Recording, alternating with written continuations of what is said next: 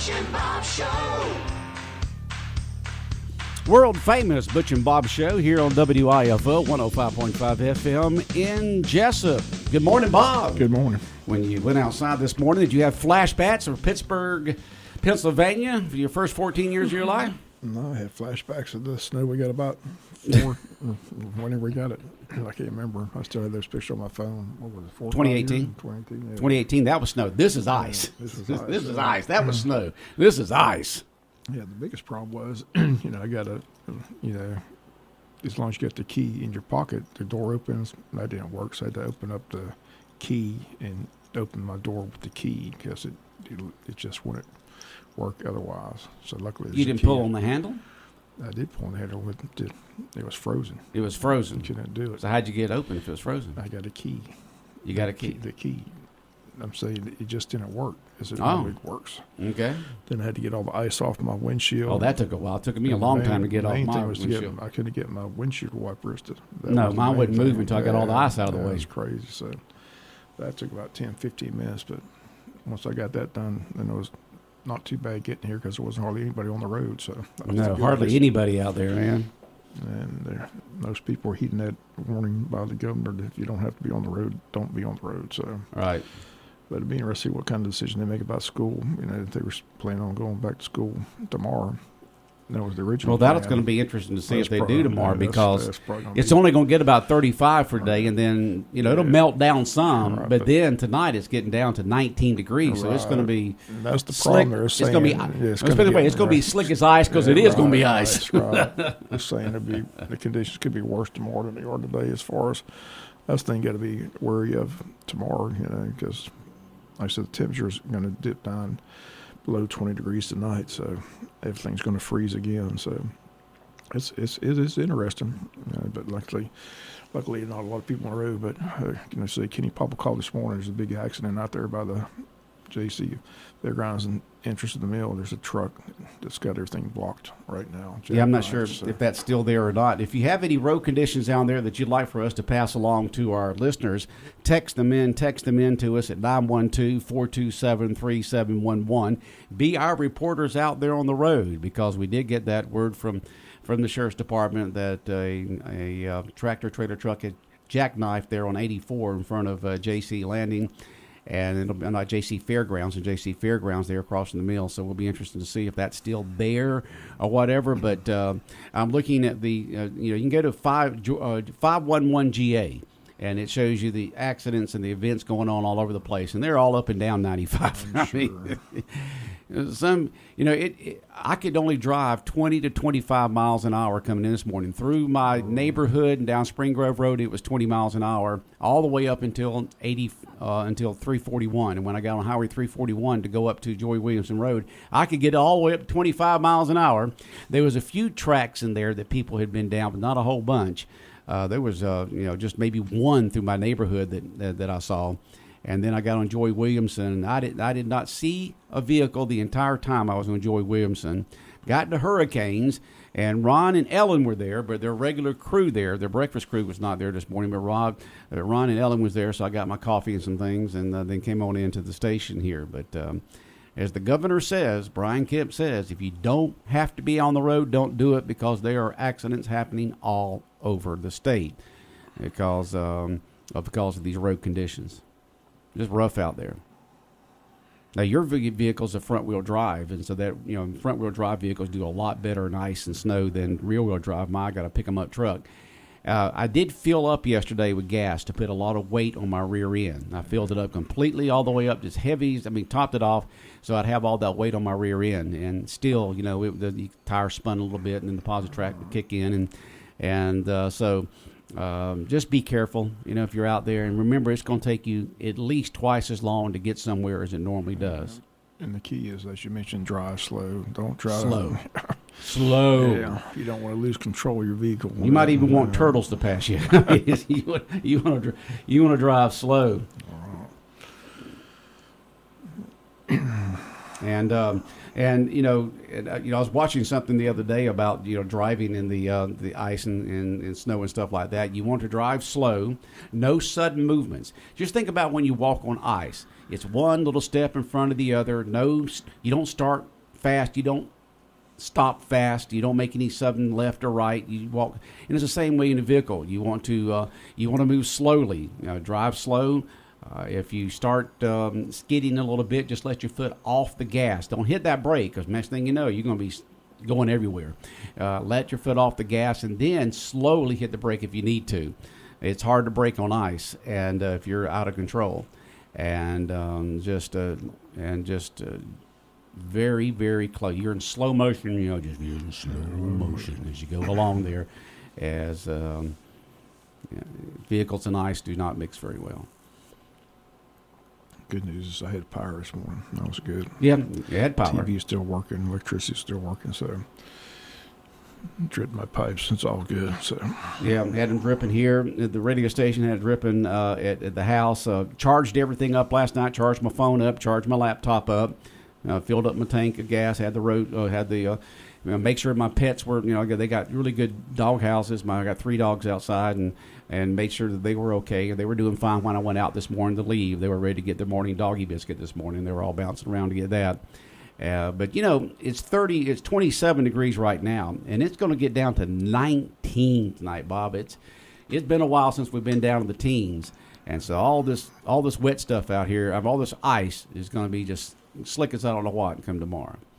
And but in the northwestern part of our area, it did start in Vidalia, in that area, it did start to have some snow flurries at least 2 or 3 hours before it did here. But we really didn't start till almost about 7 o'clock getting some precipitation coming down. And so it was a pretty decent day here in the Wayne County area yesterday, just cloudy and cool. I had someone sent me a picture this morning. They took about 12:30 this morning. That it was just icy. You could still see some of the dirt and stuff like that, but it was just a thin layer of ice at that time. But the moonlight was bouncing off of it, so it was a very artistic looking picture they sent me, with no flash, no light enhancement, just what it looked like at 12:30 out there with that moonlight bouncing off the ice, and just very artistic. Just a great picture there. It's pretty. I say we don't see it very often, but we got it last night for sure. At 12 noon, I was watching TV, and it was snowing in New Orleans, so they said there's a good chance it was headed this way, so we got here. Yeah, it did. It's here. It's here. And just got to be careful. That's the main thing there. Just got to be careful. Move slowly, whether you're driving, whether you're walking, whatever you can do. I remember when I was a freshman at the University of Georgia, this was like January of 1973, going into the second semester there, and we had an ice storm there. First time they had shut down the university for classes in decades, they said. It had been a long time, because back then you didn't shut things down very often, and they had to, because there was an ice storm up there in January of 73, and we, us students, I was a freshman then, we had a blast. I mean, we were up there sliding all over the ice. Somebody had climbed the crystals. I don't know if you remember that. It was across from Russell Hall.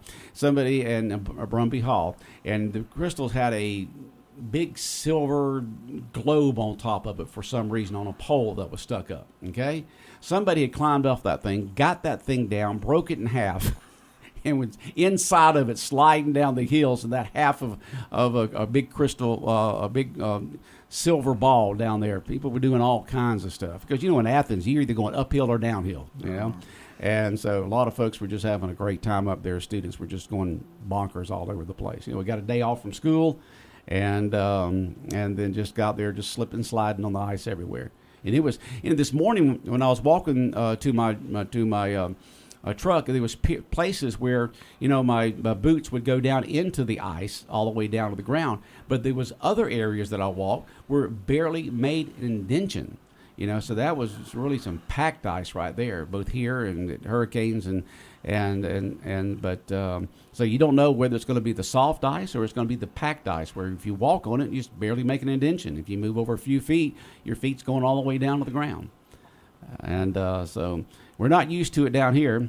I was texting my relative up in Alaska. She had texted me late yesterday afternoon asking me, what's going on out here weather-wise, because she grew up in this area. Now she's up in Alaska. And they're having unseasonably warm weather up there. Matter of fact, we got colder temperatures right now here in southeast Georgia than they have where she lives in Alaska. Usually this time of the year, they're like at 0 degrees, 10 degrees, minus 10, stuff like that, with just piles of snow everywhere. And they've had a pretty mild winter so far up there. Where we've probably had more days below freezing since I can remember. I mean, we got all week long, all the way through Saturday night, it's going to be below freezing. And we had the same thing 4 nights the other week. And so it's been a while since we've had this many sub-freezing temperatures here in southeast Georgia. It is what it is. It is what it is. But if you want to check the accidents and all that kind of traffic stops and all that kind of stuff, just go to the 511GA and navigate through there, and you can see where they are. There's all kinds of accidents along I-95, and I've been on I-95. Remember that big ice storm that we had back in the late 80s? It was late 80s. I was still living up in South Carolina at the time, but we were coming down this way for Christmas with relatives, and it was iced on 95 all the way up into South Carolina, all the way down south of Jacksonville.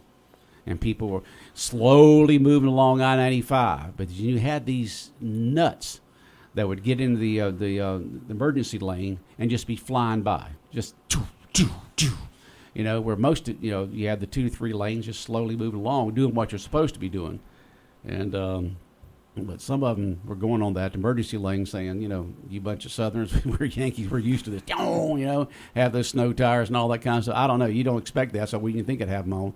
But ever so often, you'd see one down in the ditch somewhere where they'd hit a spot and just spin out. And the next thing you know, they're down there, or they've hit somebody and it's back traffic up.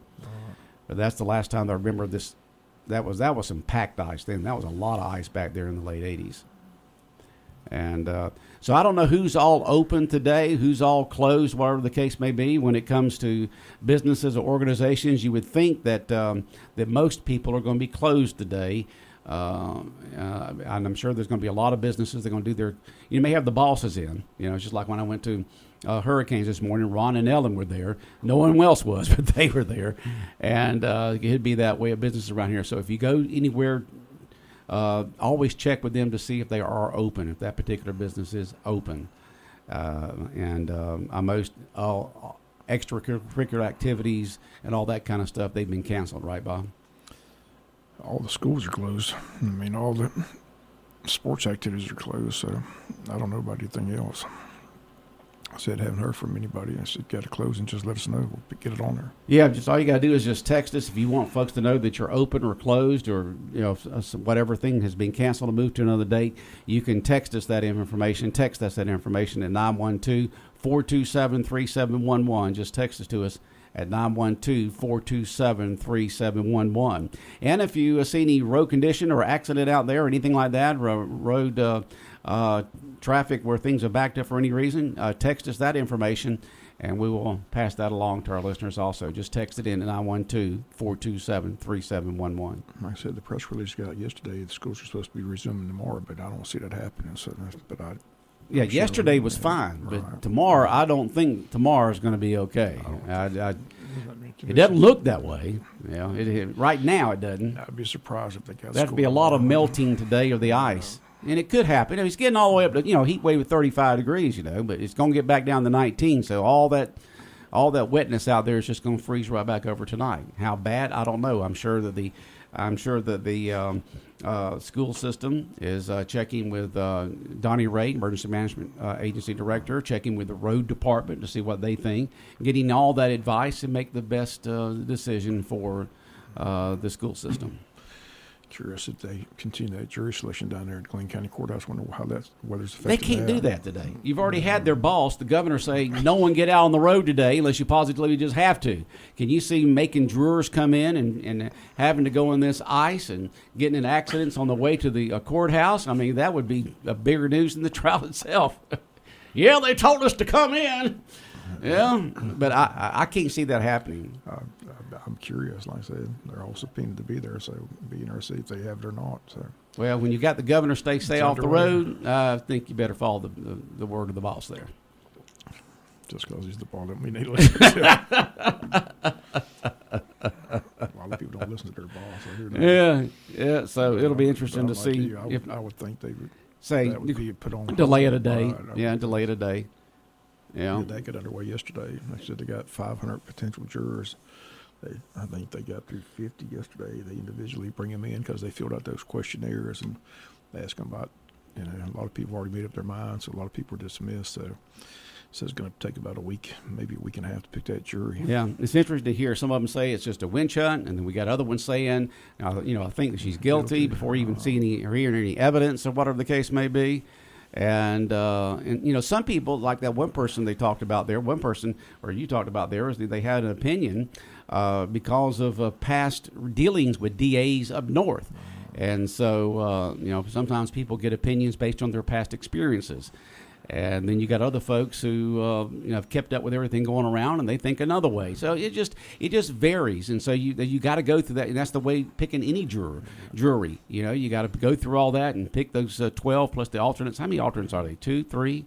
Probably 2 or 3. Yeah, and try to come up with an impartial jury to give it an impartial verdict. Jury selection is always fun to watch.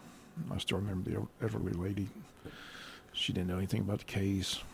Didn't know anybody involved, but she already had her mind made up. And the judge asked her, says, "Ma'am, I'm just confused. You just said you know nothing about the case. You know nobody involved in the case. No, none of the witnesses in the case. How do you have your mind made up?" And she says, "We're here to find him guilty, right?" That's what we're here for, right? You're here to She's guilty or not guilty based on the evidence. That's what you're there for. Yeah. And then the big speeches to these all these people watch CSI, Law and Order, and all that. They tell them it's not going to be solved in an hour. No, it's not going to be solved in an hour. You're going to be here a while. Yeah. And then that's the fun thing to watch the people try to get out of jury duty with the excuses they got. Some judges are sticklers that you got to, unless somebody's died in your family, you're getting off. But people will try.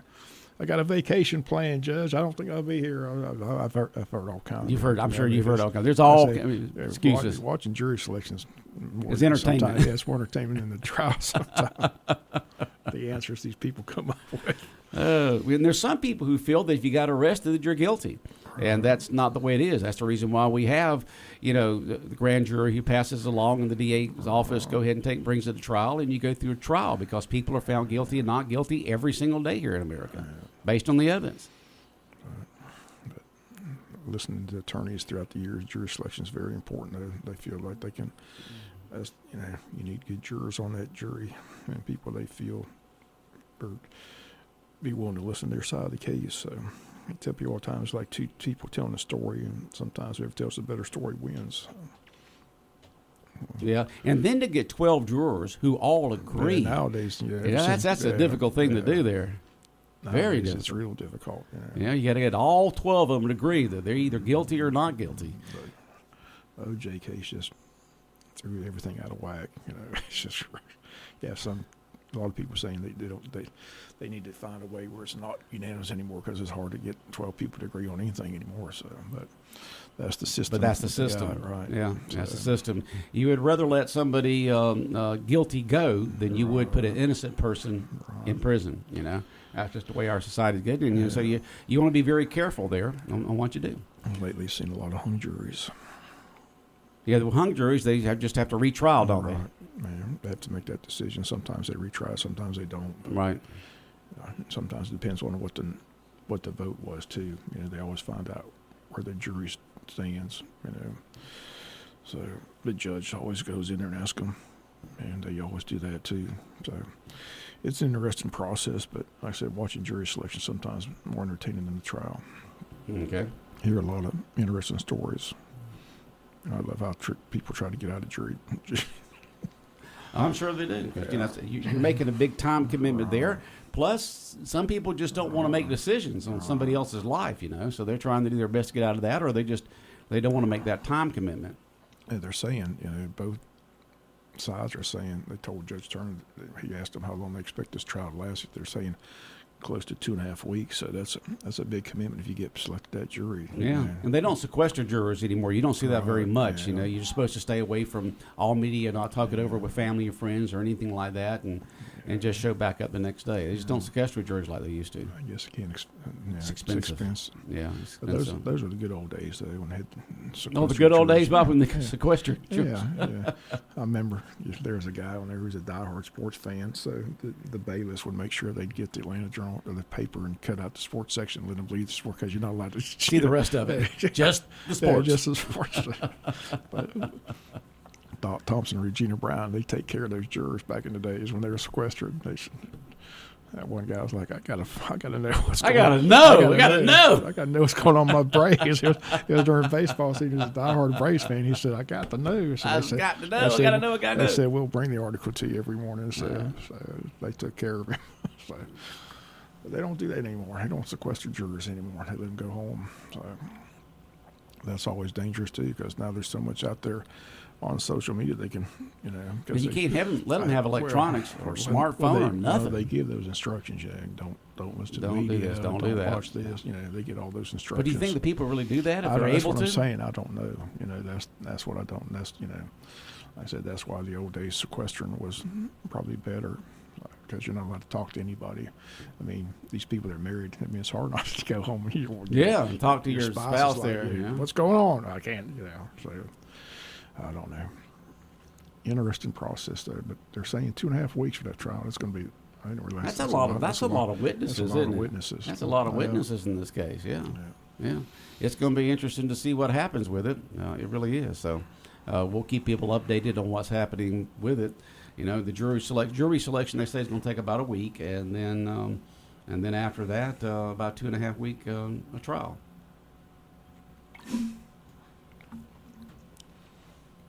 And I see that the Big Ten and the SEC is going to meet soon on February 19th in New Orleans to talk about the playoff situation. Should they go to 14 teams and other issues that are going to come up? What do you think, Bob? Do you think they should go up to 14 teams next year? I think they could go back to 4. Go back to 4. That's what I think they should do. Why? Because half those teams in that tournament were not worthy of being there. The one thing they need to do is they have to do away with those automatic bids. They need to do away with that. So, but I saw a guy last night. He wanted to expand it to 32 teams. So who knows? 32. Yeah. We get into basketball now. He was an Alabama fan. They wanted to make sure Alabama got in the playoffs. He said if they expand to 32, they're guaranteed to get in. They're guaranteed to get in, huh? Yeah, well, I don't know. I think they're going to stick to the same format as far as teams go for one more year, but I think they're going to tweak it where, like I said, I don't think they're going to give those automatic bids. I think they're going to get to 12 teams and then seed them like basketball, where your ranking is and do the where your ranking is, right, instead of just say, okay, you won the SEC, you're automatically in. That makes more sense. So I think there'll be a few changes to it, but I think they'll keep the same number of teams in it for at least another year and then possibly go to 16, something like that. So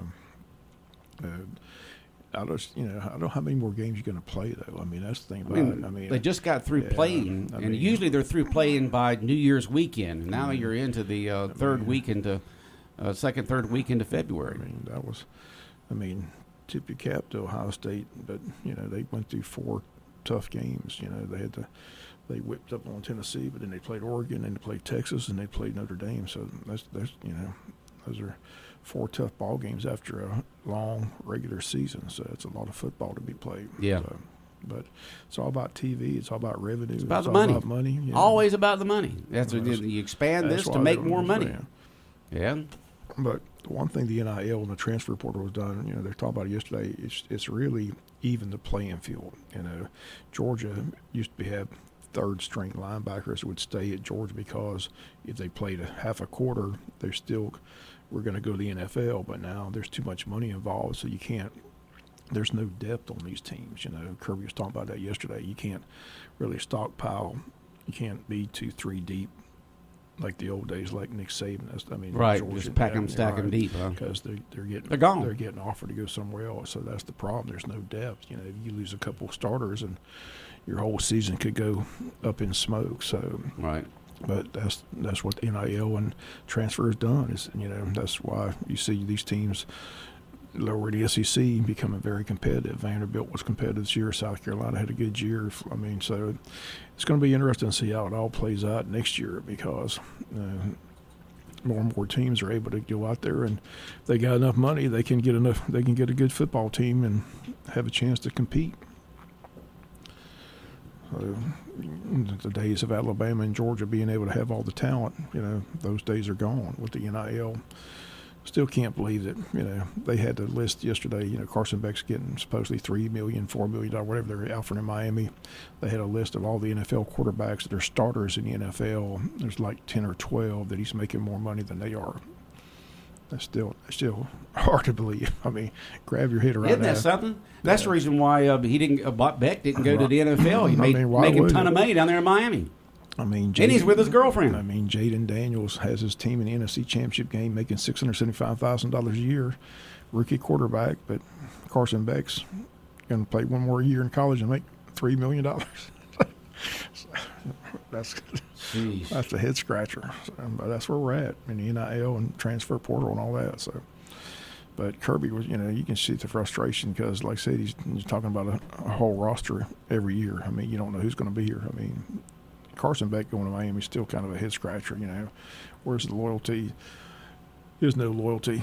Kirby said it best. The word loyalty is just out the window. No, it's not there anymore at all. That's the reason why I said the other day. When a college, used to be, Herschel or someone like that can say, I'm a Georgia, I'm Georgia. Now you can play for 2 or 3 colleges. You're not anybody. You're not alumni of anybody. You just played football, and you're not, you can't say I'm going to go back to the alumni association. All kinds of stuff. I don't know how that's going to be with these athletes in the future. And they said a couple of weeks ago, it's still funny to me. You don't ever hear the term academically ineligible anymore because apparently these guys aren't going to class. And remember how you used to go to the bowl game, you had to be worried losing your players because make sure they graduate. You got to get grades by the end of December. The test would come out, we lost these 3 players because they're not eligible academically, but you don't ever hear that anymore. So it's always about the money. I'm still surprised that ATN entered the NFL draft. They thought for sure he was coming back for another year at Georgia, and so Nate Frazier was kind of upset. He thought that ATN was coming back as well. So, but that's the big issue. Georgia, they got to find some offensive linemen. You can't finish 14th out of 16th in the rushing and average just 120 yards per game. So that's the big issue. But like I said, it was interesting yesterday. Buck Belew's got a talk show in Atlanta, and he told all his listening audience that he had good sources saying that Mike Bobo was going to resign due to health reasons, but Bobo came out quickly and said that's not true. So we'll see how it all plays out in Athens. Where did Buck get that information from? Did he say? I'm sure he's got good sources. I'm sure he didn't make it up. He just didn't make it up. Yeah, he didn't make it up. No. So, but Bobo came out quickly. Bobo needs to get. We need to get a really good offensive coordinator there. Bobo's never showed that he could coach like that. The proof's in the pudding. The offense didn't. Well, you were not sad. You were not happy when they picked Bobo to be offense coordinator when ours went up to Baltimore. Yeah. Like I said, I always called him Mike Bozo. So, but I get it. Him and Kirby. It's tough. They're tight. Kirby's in a tough spot, but you can reassign him. You can move him to a different position. But make him quarterback coach. They're still missing Todd Monken, offense coordinator at Baltimore Ravens. What a great year he's done with Lamar Jackson. But they say he's being touted as a head football coach. He's on a lot of lists, getting interviewed by several teams. Several NFL teams. That's what's wild is these teams are still looking for a coach. What's taking so long? I don't know. Don't hear anything in Jacksonville. It's like quiet as a church mouse. Well, there's a lot going on. I can tell you. You just got hearing about Shaka Khan must be on vacation or something. Let's go. He's down in the Caribbean. I don't know where he's at, but how about getting a coach in Jacksonville? We need one. Oh, Lord. All right. Well, Bob, I know that you're going to be leaving soon. Yep. You're not going to be able to go by and get breakfast, I guess. Oh, you said Hurricanes is open. Yeah, they're open, but the breakfast crew was not there. I don't know whether they showed up or not. You can see, you can find out whether they're or not, but still at 27 degrees out there. So the temperature, it's not like everything's melted, Bob. It was 27 when I got here about 5:15 this morning. I'm just checking it again. It's still 27 degrees. So it's still 5 degrees below zero. So maybe they got a pot of coffee. Anyway. They do have coffee. Okay. That's what that is right over there. They did have a hot coffee, and I got a good thing there. All right, Bob. Have a good day. And be careful. All right, the world famous Butch and Bob show here on WIFO, brought to you by Heron Aldridge Insurance, by Murphy Builder Supply, by First Southern Bank, and by the service department at G&S Auto Sales.